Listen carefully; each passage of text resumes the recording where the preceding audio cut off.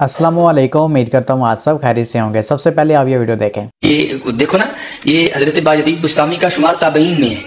आपने मौला अली की ज़ियारत की अपने बचपन। बायजीद बुस्तामी 191 हिजरी में पैदा हुए हैं, 261 हिजरी में फौत हुए हैं और आखिरी से अभी जो फौत हुए हैं वो 110 हिजरी में हुए हैं। वो मैं एक जगह है, मैंने कह दिया कि हजरत ताबईन, आप ताबईन में इनसे नहीं है, ये काफी देर बाद हजरत हुए। आप हजरत इमाम जाफर सादिक रहमतुल्लाहि तआला अलैहि रज़ियल्लाहु तआला अन्हु के मुरीद है। तो ये उससे बड़ी गलती है।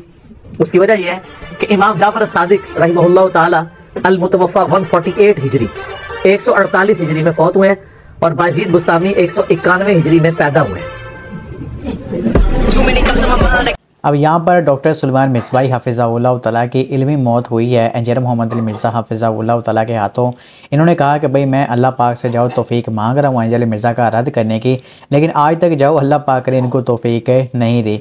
दो जाओ इन्होंने इल्मी पॉइंट अपनी वीडियो के अंदर उठाए थे कि भाई बायजीद बुस्तामी जो है ना वो ताबईन में से हैं, तो उसका भी झूठ इंजीनियर मोहम्मद अली मिर्ज़ा साहब ने एक्सपोज कर दिया। उसके बाद उन्होंने कहा कि नहीं, वो इमाम जाफर सादिक रहमतुल्लाह तआला के मुरीद हैं, तो उस पर भी इंजीनियर मोहम्मद अली मिर्ज़ा साहब ने इनका ये वाला झूठ भी एक्सपोज कर दिया। अब इस दिन के बाद मिसबाही साहब ने कभी भी इंजीनियर मोहम्मद अली मिर्ज़ा साहब के हवाले से कोई इल्मी बातें जो वो नहीं की और ना ही कहा कि भाई मैं अल्लाह पाक से जो तौफ़ीक मांग रहा हूँ इंजीनियर मिर्ज़ा का रद्द करने की। हमेशा जो दी हैं वो गालियाँ ही दी हैं, वो बुरे अलक़ाबात से इंजीनियर मिर्ज़ा साहब को पुकारा है, लेकिन कोई इल्मी जवाब जो इस वास्ते उन्होंने नहीं दिया। ठीक है, तो सुलेमान मिसबाही साहब की जो इल्मी डेथ है ना वो काफ़ी टाइम पहले ही इस वास्ते हो चुकी थी। आला हज़रत की खातिर है जन्नत बनी, आला हज़रत की खातिर है जन्नत बनी, आला हज़रत की खातिर है जन्नत बनी और दोज़ख बनी थानवी के लिए। वल्लाह वल्लाह वल्लाह।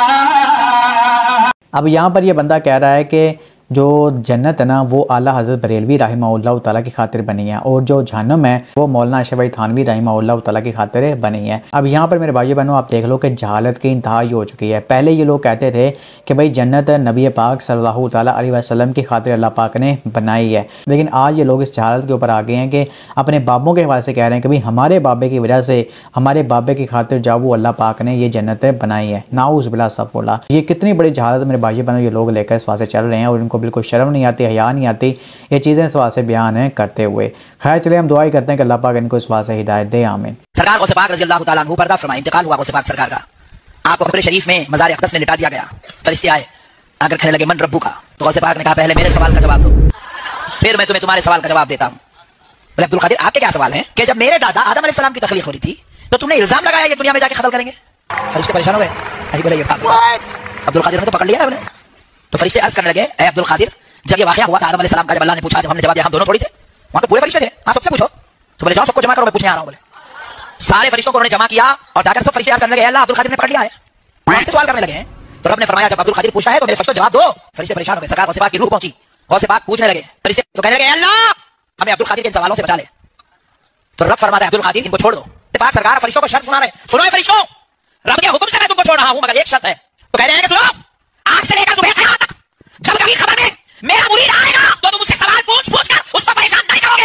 अब यहाँ पर अहमद नक्शबंदी साहब हफ़िज़हुल्लाह तआला ये बयान करते हैं कि गौस पाक जब कब्र में गए तो फरिश्तों ने सवाल पूछा कि मन रब्बू का, तो उन्होंने कहा कि भाई पहले मेरे सवालों के जवाब दो। फिर उन्होंने कहा कि जब आदम अलैहिस्सलाम को पैदा किया गया तो तुमने क्यों कहा कि ये जहाँ वो दुनिया में जाकर कत्ल करेंगे, इस सवाल का जवाब दो, ये करो वो करो। फिर फड्डा पड़ गया, अल्लाह पाक ने कहा गौस पाक मेरे फरिश्तों को छोड़ दो। फिर गौस पाक ने छोड़ा और कहा कि भाई क़यामत तक जो मेरे मुरीद इस वास्ते आएंगे ना उनसे सवाल पूछ कर तुम उनको परेशान नहीं करोगे। नाउज़ बिल्लाह सफ़ुल्लाह। मेरे भाई बहनों आप देख लो कि यार जहालत की इंतहा हो गई है, कोई हदें सारी आप समझ लें कि पार हो चुकी हैं कि ये लोग इस तरह की बातें कर रहे हैं। अब इनसे कोई बंदा पूछे कि भाई कौन सी आयत कौन सी हदीस के अंदर ये बात लिखी हुई है, कब्र के अंदर गौस पाक किस तरह जब वो फरिश्तों के साथ फटे हुए हैं, उन्होंने सवाल पूछा मन रब्बू का, तो आगे से कहते हैं कि भाई मैं सवाल का जवाब ही दूंगा, पहले ये मेरे सवालों का जवाब दो। और इसी तरीके से जो क़यामत तक जो गौस पाक के मुरीद आएंगे उनसे सवाल नहीं पूछे जाएंगे नाउज़ बिल्लाह सफ़ुल्लाह कि ये नहीं पूछा जाएगा भाई तेरा रब कौन है, तेरा दीन कौन सा है, तेरा नबी कौन सा है, ये कुछ भी इस सवाल से नहीं पूछा जाएगा। ऐसे सवाल पूछना इसके बराबर है कि आप अगले बंदे को तंग कर रहे हो। नाउज़ बिल्लाह सफ़ुल्लाह।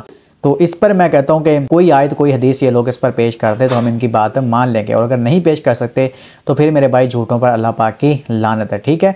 और दूसरा मैं आपको बता दूं कि जो नबी पाक सल्लल्लाहु तआला अलैहि वसल्लम के उम्मती हैं, नबी पाक सल्लम के जो गुलाम हैं, उनसे तो कब्र के अंदर फरिश्ते सवाल पूछ रहे हैं, उनसे सवाल पूछे जाएंगे कि भाई मन रब्बू का, मन दीनों का। तो ये नबी पाक सल्लम के गुलामों का, उम्मतियों का हाल है। लेकिन जो इनके अब्दुल कादिर जानी रहमहुल्लाह के जो मुरीद है, इनके मुताबिक उनसे जब कोई सवाल नहीं पूछा जाएगा। तो इस तरह ये इनडायरेक्टली गौस पाक के जो मुरीद हैं, उनका मुकाम है, उनका जो रुतबा है ना, वो नबी पाक सल्लल्लाहु अलैहि वसल्लम के उम्मतियों से बढ़ा रहे हैं, नबी पाक सल्लल्लाहु अलैहि वसल्लम के गुलामों से बढ़ा रहे हैं। नाउज़ बिल्लाह सफ़ुल्लाह। जहालत आप देख रहे हैं मेरे भाइयों बहनों कहाँ तक पहुँच चुकी है, इनको बिल्कुल शर्म नहीं आती ये चीज़ें जाओ स्वाद से बयान करते हुए। खैर चलिए हम दुआ करते हैं कि अल्लाह पाक इनको स्वाद से हिदायत दे। आमीन। अस्सलामु अलैकुम व रहमतुल्लाहि व बरकातुहू।